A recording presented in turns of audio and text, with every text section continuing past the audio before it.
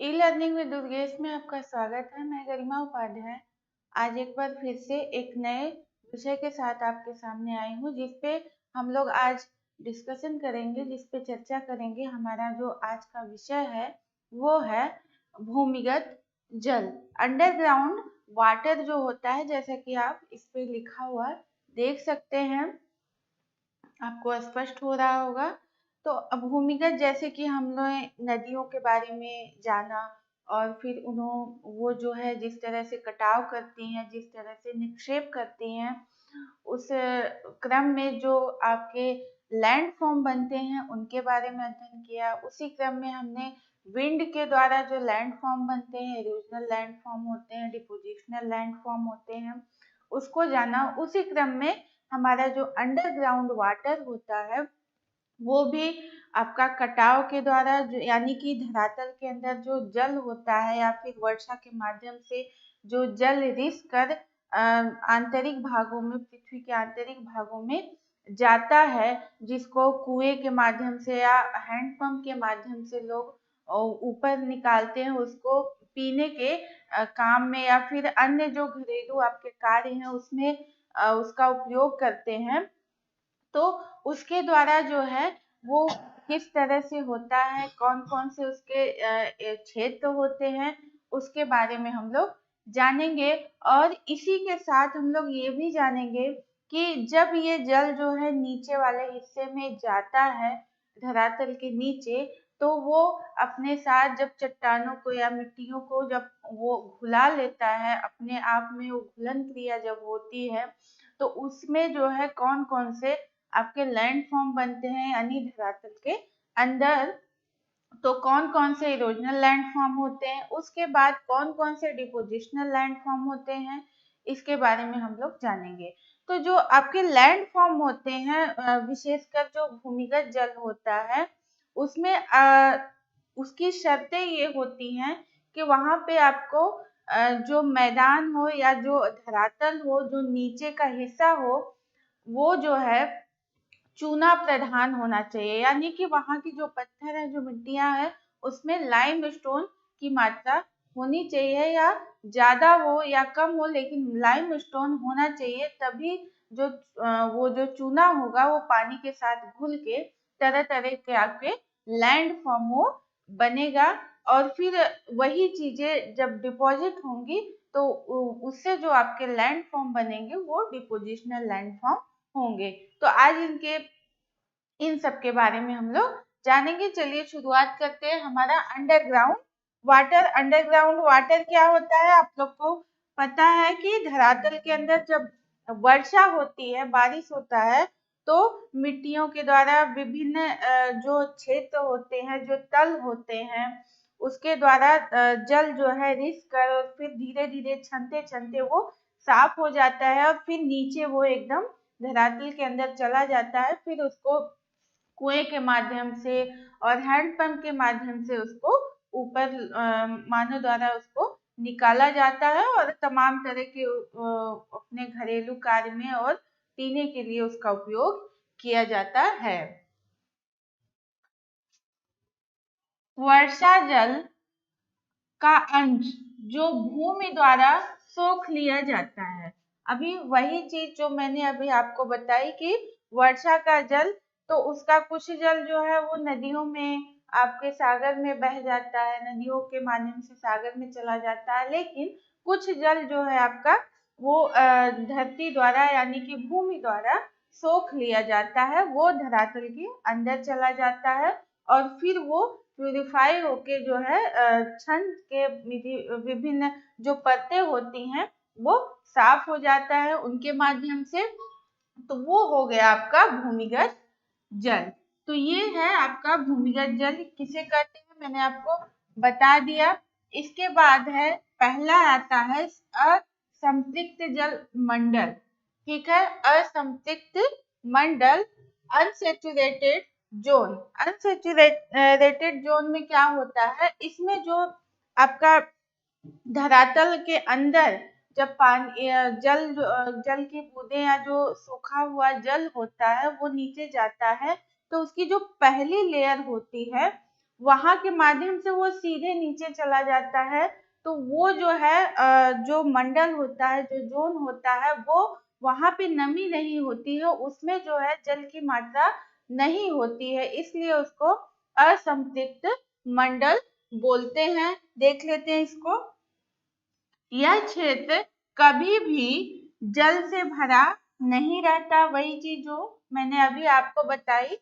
इस क्षेत्र से होकर जल रंध्रों, रंध्र मतलब जैसे छोटे छोटे जो आपके होल है, जो बहुत ही बारीक, बहुत छोटे होते हैं, उनको ये कह रहा है जल रंध्रों द्वारा निचले धरातल में चला जाता है। जैसे कि आपका ये वाला हिस्सा है, आप ये दो लेयर आप देख रहे हैं, तो जब ये ऊपरी हिस्सा है जहाँ पे वर्षा का जल आता है, फैलता है, और फिर जब यहाँ से ये नीचे की तरफ जाता है इस हिस्से में, तो यहाँ पे छोटे छोटे इस तरह के आपके कंकड़ पत्थर जो भी होंगे, इसमें आपके होल होते हैं छोटे छोटे, तो इन्हीं के माध्यम से ये नीचे चला जाता है, इस हिस्से में चला जाता है, और ये हिस्सा हमेशा सूखा रहता है, इसमें जल नहीं रहता है, इसलिए इसको असंतृप्त मंडल बोलते हैं या अनसेचुरेटेड जोन बोलते हैं। चलिए आगे देखते हैं। इसको क्या बोलते हैं? वैडोज जोन भी इसको कहते हैं। क्या कहते हैं? वैडोज जोन। वैडोज जोन भी इसको बोलते हैं। इसके बाद आता है संतृप्त मंडल, इसी का जस्ट उल्टा होगा, यानी कि यहाँ पे जल की मात्रा काफी पाई जाती है, और ये हमेशा यहाँ पे ये क्षेत्र हमेशा नमी यहाँ पे मतलब रहती है, संतृप्त रहता है जल से। सेचुरेटेड जोन, असंतृप्त मंडल से अधिकांश जल रिस कर मध्यवर्ती मंडल में पहुंच जाता है। जैसे मैंने अभी आपको बताया कि उसके माध्यम से वो जो रंध्र होते हैं, छोटे छोटे होल होते हैं, उनके माध्यम से वो निचले मंडल में आ जाता है, बीच वाले भाग में, जहां पर शैल छिद्र पूर्णतया जल पूर्ण होते हैं। ठीक है, तो जितने भी आपके जो मिट्टियां होती हैं, जो कंकड़ होते हैं बड़े छोटे, उनमें पूरा जल आपका भरा हुआ होता है, तो इसको क्या बोलते हैं? फिटिक जोन। इसको वैडोज जोन बोल भी सकते हैं और इसको फिटिक जोन भी बोलते हैं। मेन डिफरेंस, मेजर डिफरेंस इन दोनों में यही है कि इसमें क्या होता है, जल नहीं होता है, जल भरा नहीं रहता है, लेकिन इसमें जल की मात्रा काफी ज्यादा होती है, इसलिए आपका संतृप्त मंडल होता है, यानी जल से भरा हुआ ये क्षेत्र होता है। चलिए इसको आगे देखते हैं हम। इसी क्रम में आपका आर्टेजियन कूप होता है, अभी हम उसको बता रहे हैं आपको। आर्टेजियन कूप, आर्टेजियन कूप या आर्टेजियन वेल जो ये होता है, इसको पाताल तोड़ कुएं, मतलब कि जो संतृप्त मंडल होता है, जहाँ पे जल की मात्रा बहुत ज्यादा होती है, जल हमेशा भरा हुआ होता है, वहां पे अपने आप जो है, अगर वहां पे थोड़ी खुदाई कर दी जाए तो हमेशा जो है जल अपने आप ऊपर आता रहता है, वहां पे हैंड पंप या किसी नलकूप की जरूरत नहीं होती है, वो अपने आप जल ऊपर आता रहता है। तो इस तरह के जो आपके वेल होते हैं, जो कूप होते हैं, जो कुएं होते हैं, उनको आर्टेजियन कूप या फिर पाताल तोड़ कुएं बोलते हैं। ऐसे प्राकृतिक जल स्रोत जो धरातल पर स्वतः ऊपर प्रकट होते हैं और सतह पर जल निकलता रहता है, वो अपने आप जो है ऊपर आते रहते हैं, उसमें जल की मात्रा इतनी ज्यादा होती है कि वो थोड़ा सा खुदाई कर दिया जाए या फिर न भी की जाए, तो जल की मात्रा अगर काफी ऊपर है, उसका लेवल काफी ऊपर है, तो वो अपने आप ऊपर आ जाता है। कुएं के माध्यम से जल ऊपर की तरफ प्रवाहित होता है। तो कुआं जो आप देखते होंगे गाँव में, मतलब अब तो नहीं कुएं खोदे जाते, लेकिन पहले जब कुएं खोदे जाते थे तो कुछ गहराई में जाने के बाद जो है जल का स्रोत मिल जाता था, और जब वो मिलने के बाद वहां पे जल का निरंतर प्रवाह होता रहता था। ऑटोमेटिक वहां पे जल आपका आता रहता था। फिर वहां से आप लोग जो है पानी निकाल के उसका उपयोग करते थे। तो वो जो होता था वो कौन सा है, ये आर्टिजियन कूप ही होता है। और कहीं कहीं पर होता क्या है कि ये अपने आप जो है धरातल को तोड़ के अपने आप, अगर वहां पे थोड़ा सा उसको हेल्प कर दिया जाए, यानी कि थोड़ी सी खुदाई कर दी जाए, तो अपने आप ऊपर आ जाता है। वो सूखता नहीं है वो क्षेत्र कभी भी।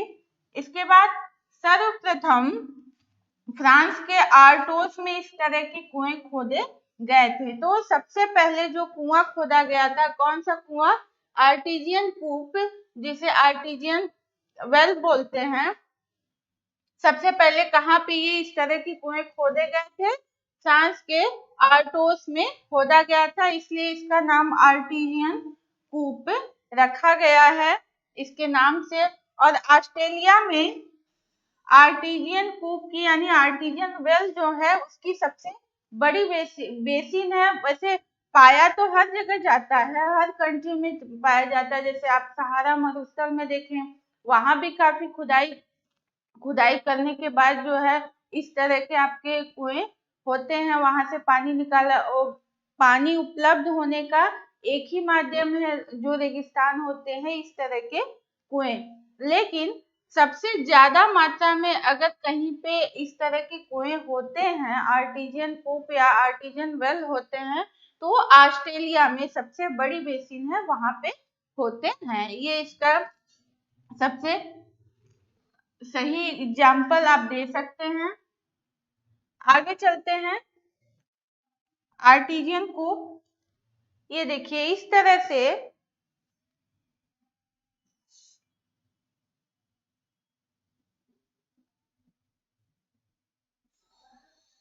ये देखिए ये वाला हिस्सा है, जैसा कि मैंने आपको बताया था।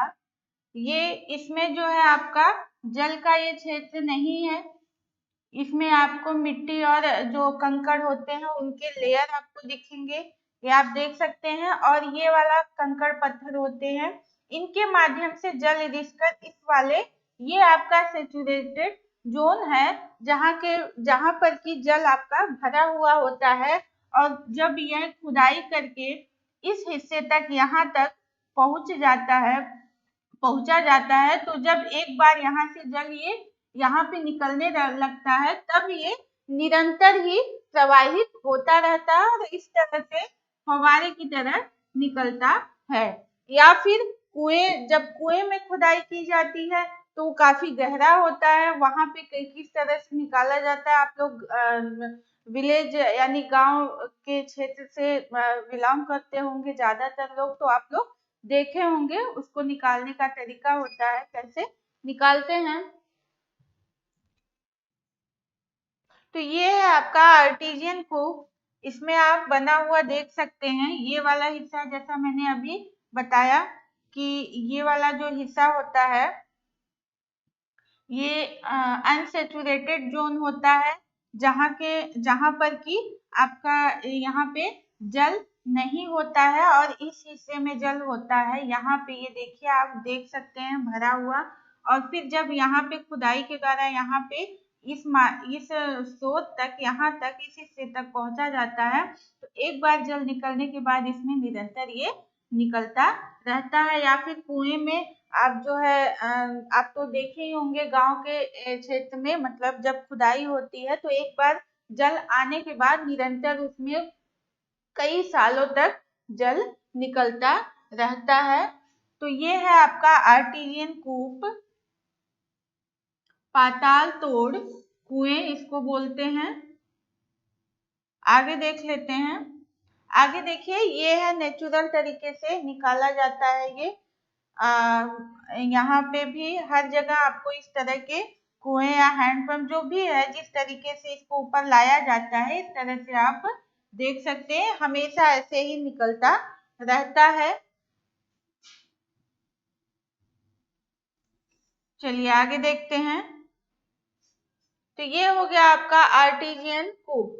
अब जो है जो अंडरग्राउंड वाटर होता है, जो भूमिगत जल होता है, अब जो है उसी क्रम में जो आपके इरोजनल लैंडफॉर्म होते हैं, जो डिपोजिशनल लैंडफॉर्म होते हैं, उसके बारे में जानेंगे।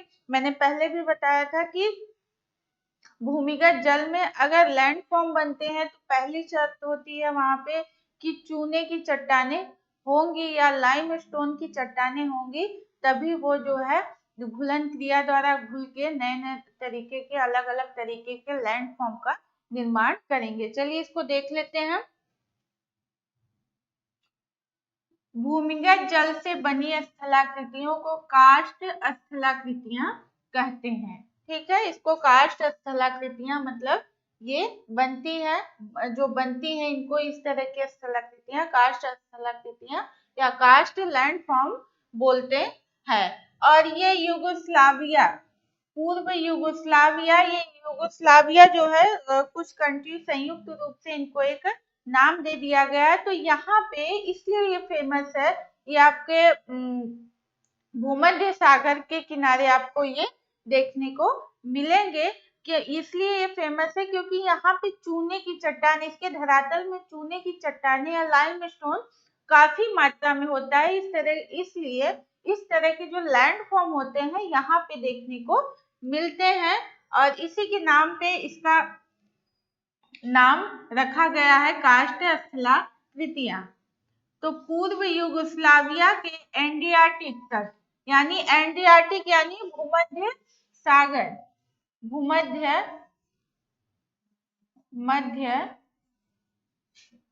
सागर, एड्रियाटिक यानी कि भूमध्य सागर तट के चूना पत्थर क्षेत्र की स्थलाकृतियों के नाम के आधार पर इसका नाम रखा गया है कार्स्ट स्थलाकृतियां, क्योंकि सबसे ज्यादा इस तरह के अगर लैंडफॉर्म मिलेंगे, कार्स्ट लैंडफॉर्म मिलेंगे, तो आपको एड्रियाटिक या भूमध्य सागर के किनारे जो युगोस्लाविया जो उसमें जो कंट्री आते हैं, जो देश आते हैं, वहां पे आपको देखने को मिलेंगे। क्यों मिलेंगे? क्योंकि वहां चूना पत्थर की या लाइमस्टोन की सबसे ज्यादा चट्टानें वहां पे होती हैं और वो घुलन क्रिया द्वारा विभिन्न तरह के आपके लैंडफॉर्म बनाती हैं। चलिए तो देख लेते हैं, ये है भूमिगत जल से निर्मित अपरदनात्मक स्थलाकृतियां, इरोजनल लैंडफॉर्म। पहला है लैपिज। इसमें क्या होता है कि जैसे कोई धरातल है जिसमें चूने की मात्रा जो है काफी ज्यादा है, लाइमस्टोन काफी ज्यादा है और लाइमस्टोन की ही चट्टानें हैं, तो होता क्या है कि जब उस पर जल प्रवाहित होता है, जल या फिर बारिश होती है, किन्हीं कारणों से जब जल से वो क्रिया करता है, मिलता है, तो वो अपने आप उसको घुला लेता है। जो चूने के पत्थर हैं या फिर जो लाइमस्टोन है उसको अपने आप में घुला लेता है, फिर उसको घुला के अपने साथ वो जल जो है लेके जाता है। जो बची हुई चट्टानें हैं वो पूरा क्षेत्र उबड़ खाबड़ ऐसे लगता है, काफी कहीं गहरा धंसा हुआ, कहीं उथला हुआ, इस तरीके के पत्थर जो है देखने को मिलते हैं। तो उस तरह का जो क्षेत्र होता है उसको जो है लैपिज बोलते हैं। चलिए इसको देख लेते हैं। घुलन क्रिया के फलस्वरूप ऊपरी सतह अत्यधिक ऊबड़ खाबड़ तथा असमान हो जाती है। जैसे मैंने अभी बताया कि घुलन क्रिया के द्वारा जो चट्टानें होती हैं, यानी जो चूने की चट्टानें होती हैं, वो घुल के पानी के साथ बह जाता है। जो बचा हुआ अवशिष्ट भाग होता है वो उबड़ खाबड़ क्षेत्र में परिवर्तित हो जाता है, यानी असमान भागों में। इसे लैपिज बोलते हैं। ऐसी रचनाएं एक दूसरे के समानांतर दिखाई पड़ती हैं। जैसे कि ये आप मान लीजिए ये पूरा कोई कास्ट वाला क्षेत्र है, यानी चूने का क्षेत्र है, और ऊपरी हिस्से में आपका बारिश हुई या किन्हीं कारणों से यहाँ जल पहुंचा, तो जब इस तरह से आपके बनेंगे, यानी समानांतर होते हैं एक दूसरे के। बीच वाला हिस्सा जो है ये खाली होता है, यहाँ पे गहराई हो दिखेगी आपको कुछ, तो ये एक दूसरे के समानांतर दिखेंगे ज्यादातर। ठीक है, चलिए इसको देख लेते हैं।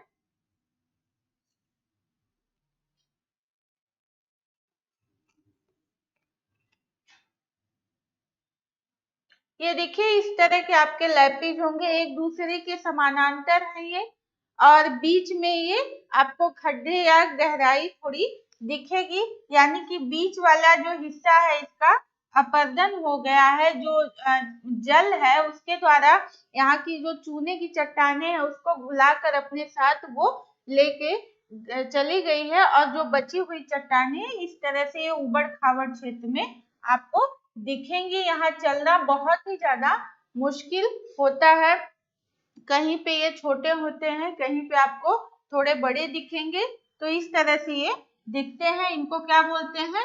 लैपिज। ये धरातल का सबसे ऊपरी हिस्सा होता है, जहाँ पे लाइमस्टोन की चट्टानें आपको मिलेंगी, जहाँ पर चूना प्रधान चट्टानें होंगी।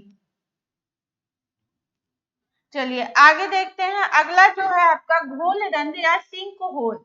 इसमें क्या होता है, क्योंकि आपको पता है कि पहली शर्त है कि चूने की चट्टान होनी चाहिए, लाइमस्टोन की चट्टानें होनी चाहिए धरातल में, जहाँ पे ये चीजें बननी है।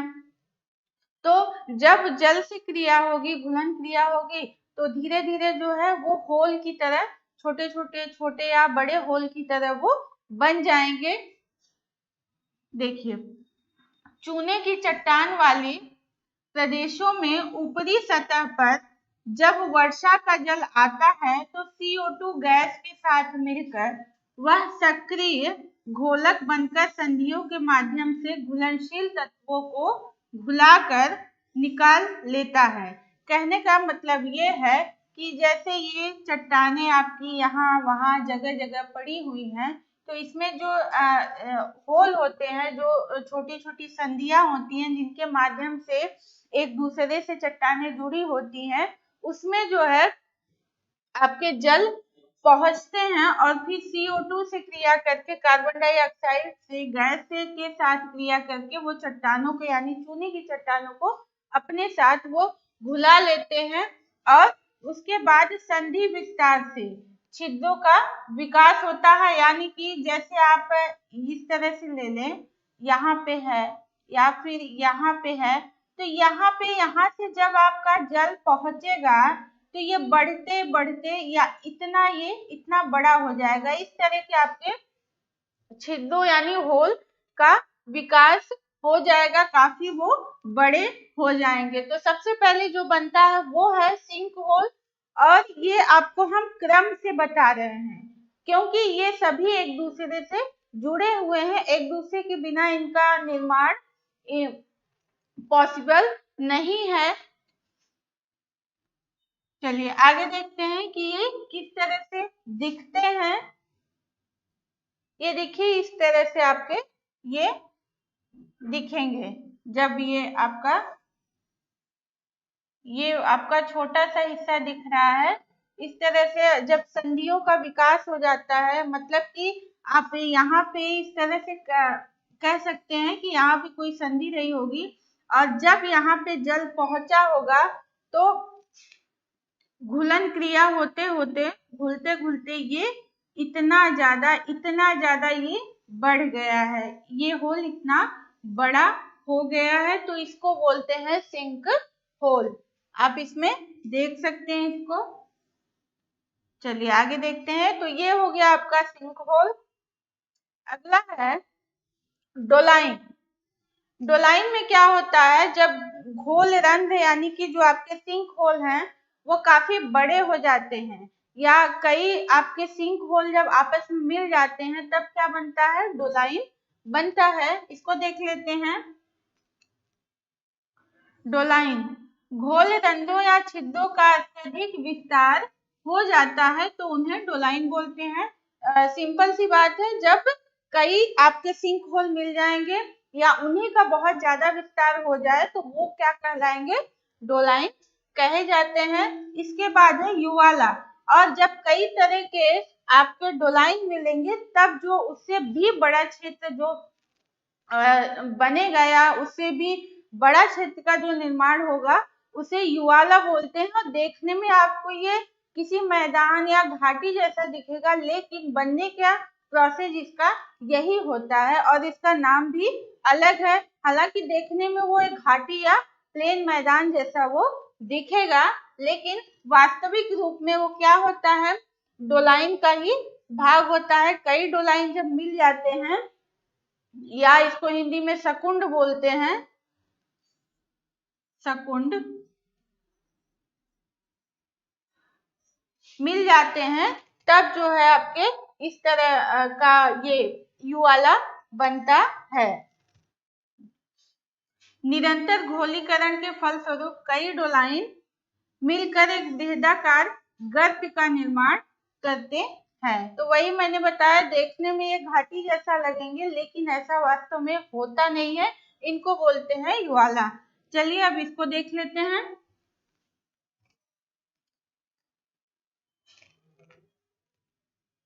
ये देखिए आपका डोलाइन है, ये कई सिंक होल मिलके काफी बड़े एरिया को ये कवर करते हैं, और फिर आने वाले समय में ये टूरिस्ट प्लेस के रूप में ये बदल जाता है। लोग यहाँ घूमने के लिए, इसके आंतरिक भाग में गुफा जैसा क्षेत्र हो जाता है, वहां पे ये घूमने के लिए जाते हैं। तो कई जो सिंक होल है वो मिलके एक डोलाइन का निर्माण करते हैं। ये क्या है, डोलाइन है। इसके बाद है आपका आएगा युवाला। ये देखिए मैंने आपको बताया था, ये घाटी जैसा आपको दिखेगा, लेकिन ये घाटी नहीं होता है। ये कई डोलाइन जब आपस में मिलकर मिल जाते हैं, उनका जो है वो चूने की जो चट्टानें होती हैं, पानी द्वारा उनका गोलीकरण CO2 जब के माध्यम से जब वो घुलते हैं, तब वो इस तरह का लैंड फॉर्म वो बनाते हैं। इसको क्या बोलते हैं, युवाला बोलते हैं। चलिए आगे देखते हैं। ये है युवाला, इस तरह से दिखता है। इसके बाद है पोलजे, और इसमें भी सेम वही प्रोसेस है। जब कई आपके युवाला मिलेंगे तो पोलजे बनेगा, यानी कि ये सबसे बड़ा क्षेत्र होता है। सबसे पहले सिंक होल बनेगा, कई सिंक होल मिलेंगे तब आपके डोलाइन बनेंगे, या सिंक होल ही काफी बड़े एरिया को कवर कर ले। उसके बाद कई डोलाइन मिलेंगे तो वो आपका युवाला बनेगा, और फिर कई युवाला मिलके जो है आपस में जब मिल जाएंगे, एक साथ मिलने के बाद वो पोलजे जो है आपका बनता है। चलिए इसको देख लेते हैं। जब कई युवाला मिलकर विशाल खाइयों का निर्माण करे उसे पोलजे कहते हैं। लियोनो पोलजे, यानी कि यूरोप में जो बाल्कन क्षेत्र है, ये आपका उत्तरी यूरोप वाला जो हिस्सा है, वहां पे आपका ये इस तरह के आपको लैंड फॉर्म देखने को मिलेंगे, क्योंकि जो चूना प्रधान जो चट्टाने हैं, जो लाइम स्टोन है, वो आपका यूरोप वाले क्षेत्र में सबसे ज्यादा मात्रा में होता है। जितना ज्यादा यूरोप में होता है, उतना और कहीं महाद्वीप और कहीं भी क्षेत्र में चूने की चट्टाने नहीं मिलेंगी। तो ये हो गया आपका पोलजे। जब कई वाला मिलते हैं तो बड़ी बड़ी खाइयां या मैदान जो है ये बनाते हैं, इसको बोलते हैं पोलजे। चलिए इसको देख लेते हैं कि किस तरह से ये होता है। ये देखिए, ये दिखने में एक मैदान जैसा लगेगा, और इसमें फिर मानव का बसाव हो जाता है, इसमें कृषि होने लगती है तरह तरह से। लेकिन ये वास्तव में ये मैदान नहीं होता है। ये जब कई वाला आपके मिलते हैं आपस में, तो वो काफी बड़े एरिया को कवर कर लेते हैं। काफी बड़े एरिया की में जो है चूने की चट्टाने होती हैं, उनको घुला के अपने साथ जल लेके चला जाता है। जो बचा हुआ क्षेत्र होता है, इस तरह से इसका निर्माण होता है। खाइयां होती हैं, चारों तरफ आपके पहाड़ी क्षेत्र फैला होता है। तो ये हो गया आपका पोलजे। अब है कंदरा, केव। केव क्या होता है आप लोग तो जानते ही होंगे, यानी धरातल के अंदर जो हिस्सा होता है, मतलब नीचे की तरफ जो फटा हुआ हिस्सा होता है अपने आप नेचुरल तरीके से, वो आपका कंदरा कहा जाता है। तो जो चूना प्रधान चट्टाने हैं जहाँ पे लाइमस्टोन होता है, वहां पे किसी माध्यम से या सिंक होल के माध्यम से या फिर किसी भी छिद्र के माध्यम से जब जल जो है नीचे पहुंच जाता है, नीचे वाले हिस्से में पहुंच जाता है, तो वो क्या होता है, वहां पे आपका जो चूने की चट्टाने हैं उसको जल अपने साथ घुला के बाहर ले जाता है और फिर जितने भी एरिया को वो नीचे वाले हिस्से में जितने भी एरिया को कवर करता है वो जो है गुफा जैसा बन जाता है, कंदरा जैसा बन जाता है। चलिए इसको देख लेते हैं। कंदरा ऊपरी सतह के नीचे एक रिक्त स्थान के रूप में होती है, जैसा कि मैंने अभी आपको बताया, जिनकी रचना भूमिगत जल की घुलन क्रिया द्वारा होती है। तो ज्यादातर जो आपके गुफाएं हैं इसी तरह से इनका निर्माण होता है। अमेरिका का जो मैमथ कंदरा और भारत में जो आपका बिहार में जो रोहतास पठार है वहां पे गुप्त धाम कंदरा है, वो काफी फेमस है। तो अमेरिका का मैमथ केव और जो आपका भारत में जो बिहार वाले क्षेत्र में रोहतास पठार का जो क्षेत्र है वहां पे आपका ये आपको देखने को मिलेगा गुप्त धाम कंदरा, जैसा कि मैंने अभी आपको बताया। चलिए आगे देखते हैं।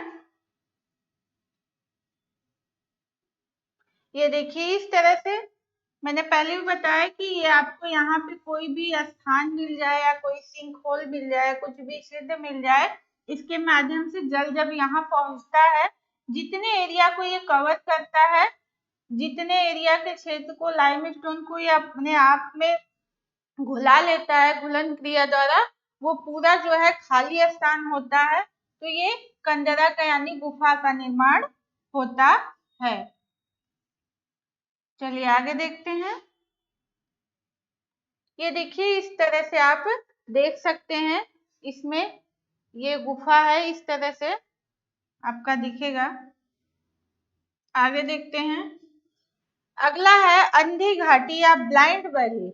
इसमें क्या होता है, जैसे किसी भी घाटी में नदी प्रवाहित हो रही है, तो जब जल की मात्रा नदी में कम होती है या नहीं भी हो, तो रास्ते में अगर उसे कोई होल मिल जाता है, जैसे सिंक होल ही आप ले लीजिए, कोई छिद्र मिल जाता है, तो उसके माध्यम से सारा जल जो है वो धरातल के अंदर चला जाता है और फिर अंदर ही अंदर वो अपना रास्ता बना के वो नदी वो सागर में मिल जाती है। फिर वो धरातल के ऊपर प्रवाहित नहीं होती, धरातल के नीचे वो प्रवाहित होने लगती है और उसके बाद जहाँ पे वो सिंक होल मिलता है उसके आगे चूंकि जल सारा नीचे चला जाता है और आगे नदी प्रवाहित नहीं हो पाती है, तो आगे की जो घाटियां होती हैं जिसमें नदी पहले प्रवाहित होती थी, तो वो घाटियां जो है शुष्क हो जाती हैं, सूखी पड़ जाती हैं।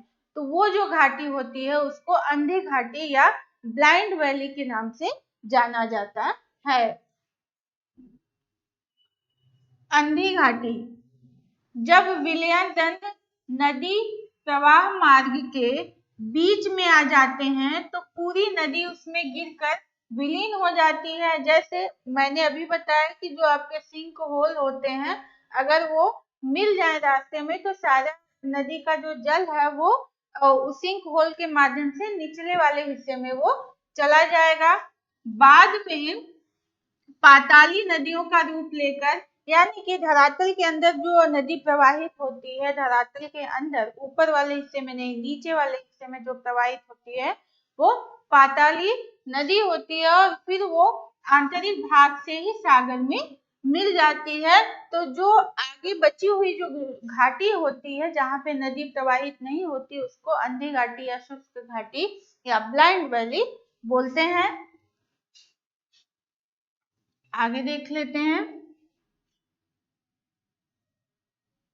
ये देखिए ये आपका ये जैसे एक घाटी है, इसमें पहले जो बहुत पहले इसमें नदी प्रवाहित होती थी, लेकिन जब नदी का जल आंतरिक भागों में चला गया धरातल के, तो आगे का जो हिस्सा है ये घाटी का जहाँ पे जल नहीं पहुंच पाया, शुष्क घाटी हो गई और फिर जो है यही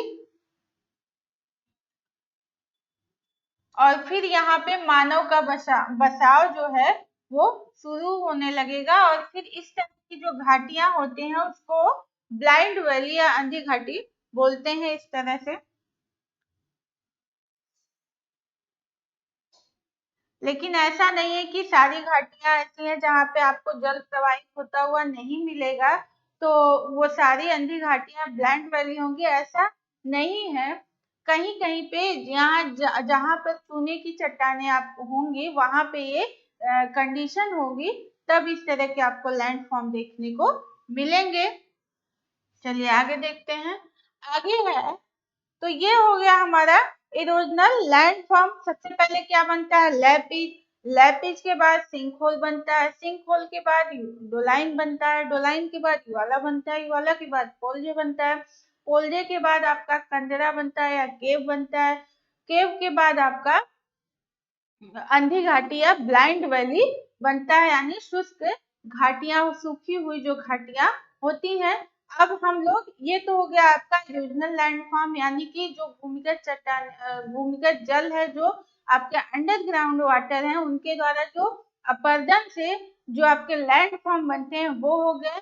अब जो है ये आगे जो हम लोग देखेंगे जिनके बारे में जानेंगे वो है आपका डिपोजिशनल लैंडफॉर्म, निक्षेप के द्वारा जो लैंडफॉर्म बनते हैं। चलिए इसको देख लेते हैं। भूमिगत जल निक्षेप द्वारा निर्मित स्थलाकृतियां। सबसे पहला है स्टेलेक्टाइट। इसमें क्या होता है? कंदराओं में जल के टपकने से कंदरा की छत के सहारे चूने का जमाव लटकता रहता है।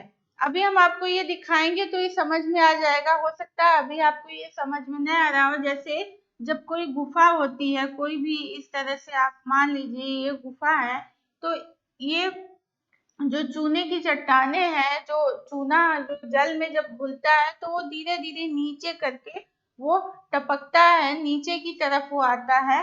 तो कुछ तो नीचे की तरफ आ जाता है, लेकिन कुछ इस तरह से बनता रहता है। इस तरह से आपके बनेंगे, ठीक है। और जो ऊपर रह जाता है वो इस तरह से वी आकार में आपको दिखेंगे। और अगर जल आपका जल का जो हिस्सा है उसमें जो आता है, तो वो अगर नीचे आ जाए तो वो इस तरह से बनना शुरू हो जाएंगे, ठीक है। इस तरह से बनना शुरू हो जाएंगे। और जब यही दोनों आपस में मिल जाएंगे, ये दोनों आपस में मिल जाएंगे, तो आप देख सकते हैं एक स्तंभ, एक पिलर जैसा ये बन गया। तो ये तरह की जो आपके लैंडफॉर्म है ये केव में मिलेंगे। कहाँ पे?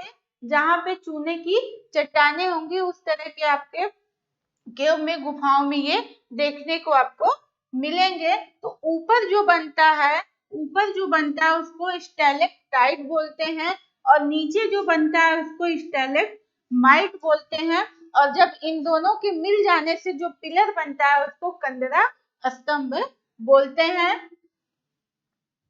चलिए हमने अलग अलग लिख दिया है जिससे कि आपको समझने में आसानी हो, लेकिन ये तीनों एक दूसरे से क्रम से जुड़े हुए हैं।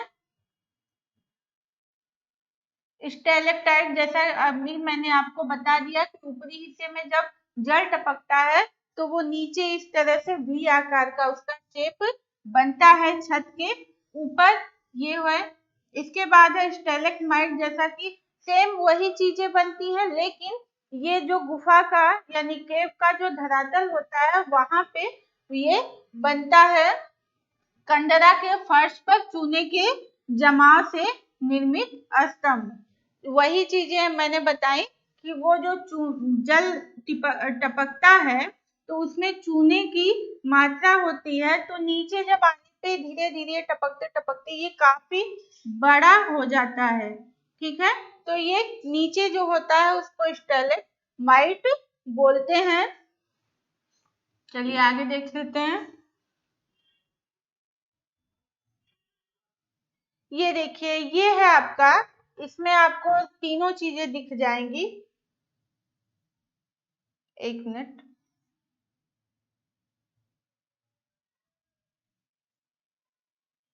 ये देखिए इसमें तीनों चीजें आपको दिखेंगी। ये देखिए ऊपर ये लटकता हुआ हिस्सा है, मतलब जल की बूंदें आई और जो चूना है, चूना प्रधान चट्टाने जो होती हैं उस तरह से लटकता हुआ आपको दिखेगा।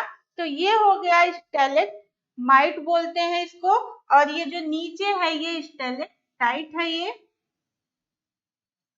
ये है। और आप मतलब कि ये थोड़ी सी इसमें दूरी है, लेकिन अगर ये आपस में मिल जाए तो इस तरह से ये केव पिलर बन जाएंगे, यानी कंदरा स्तंभ बन जाएंगे। इस तरह से आपको छोटे बड़े देखने को मिलेंगे। या फिर आप इस जहाँ पे लाइमस्टोन की चट्टाने है वहां पे अगर कोई भी केव मिलता है, कोई भी गुफा आपको दिखती है, कोई भी कंदरा दिखता है, तो वहां पे जब आप जाएंगे तो इस तरह के आपको लैंडफॉर्म देखने को मिलेंगे। कुछ लैंडफॉर्म आपको नेपाल में, जैसा कि ज्यादातर लोग जो है आसान होता है वहां जाना, वहां जाके आप देख सकते हैं। नेपाल में एक गुप्त धाम कंदाया गुप्तेश्वर गुफा है, वहां पे आपको इस तरह के छोटे बड़े आपके स्टेलेक्टाइट आपको देखने को मिल जाएंगे। चलिए आगे देखते हैं। अब है कंदरा स्तंभ। जैसा कि मैं पहले से इसको बता रही थी, सेम वही चीजें है। जब ये दोनों चीजें मिल जाती हैं, स्टेलेक्टाइट स्टेलेक्टाइट, इन दोनों के मिल जाने से कंदरा स्तंभ का निर्माण होता है। न्यू मैक्सिको प्रांत का जो कार्लसबाद या कार्लसबर्ग जो कंदरा है यूएसए में, वो उसमें जो है आपको इस तरह के पिलर देखने को मिलेंगे। चलिए आगे देखते हैं। ये देखिए इस तरह के आपको बड़े बड़े, ऐसा लगता है कि ये पिलर जो है नक्काशी द्वारा, मतलब डिजाइन करके ये बनाया गया है, लेकिन ये बनाया नहीं गया है, ये नेचुरल तरीके से बिल्ड हुआ है। ये देखिए आपको जहाँ पे चूने की चट्टाने होंगी वहां की जो गुफाएं हैं, वहां पे इस तरह आपको देखने को मिलेंगे। ये आपका पिलर है। ये देखिए देखने में लग रहा है कि ये बहुत ही अच्छे ढंग से इस पे डिजाइन करके बनाया गया है, लेकिन ये है नहीं, ये नेचुरल तरीके से बिल्ड है, ये अपने आप कई सालों में ये बना हुआ है। ये है आपका पिलर हो गया कंदरा स्तंभ।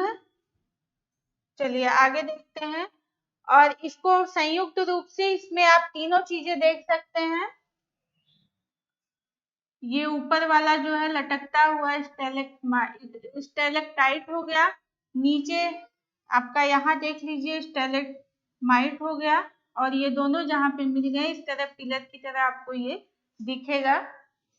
ये है पूरा।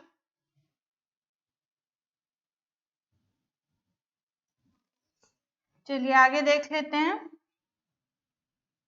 ये देखिए अब ये लास्ट में हमने आपको संयुक्त रूप से, मतलब पूर्ण रूप से सारी चीजें क्रम से तो मैंने बता दी, क्रम से मैंने समझा भी दी, लेकिन ओवरऑल अब इसमें आपको बताएंगे कि किस तरह से ये एक दूसरे से जुड़े हुए हैं। इसको देख लीजिए आप लोग। ये हो गया आपका विलयन छिद्र या सिंक होल। जैसा कि मैंने आपको इमेज में अभी दिखाया था, ये हो गया सिंक होल, या फिर इतना बड़ा भी ये हो सकता है। ठीक है। और इसके बाद है डोलाइन। ये हो गया, ये वाला हिस्सा हो गया डोलाइन। जब ये दोनों जो है, इसमें आप देख सकते हैं ये दोनों मिल जाएंगे, एक इधर होगा एक इधर होगा। जब ये दोनों मिल गए तो ये डोलाइन बन गया, काफी ज्यादा एरिया को ये कवर करता है। और फिर आप यहाँ देख सकते हैं कि यहाँ पे दो डोलाइन मिले होंगे, तब ये बना हुआ है आपका युवाला। ठीक है, ये हो गया आपका युवाला।